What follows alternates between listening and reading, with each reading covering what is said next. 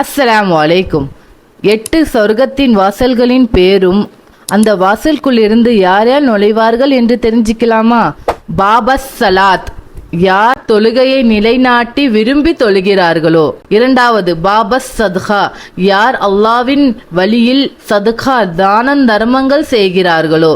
மூன்றாவது பாபர் ரயான், யார் அல்லாஹுக்காக நோன்பு நோட்கிறார்களோ. நாலாவது பாபல் காசிமீன் அல் கைஸ் வல் ஆஃபீன அனின் நாஸ், யார் அல்லாஹுக்காக தன் கோவத்தை கட்டுப்படுத்தி மற்றவங்களை மன்னித்து விட்டவர்கள். ஐந்தாவது பாபல் ஜிக்ர், யார் அல்லாவை எந்நேரமும் துதித்து அவனை நினைவு கூறுகிறார்களோ.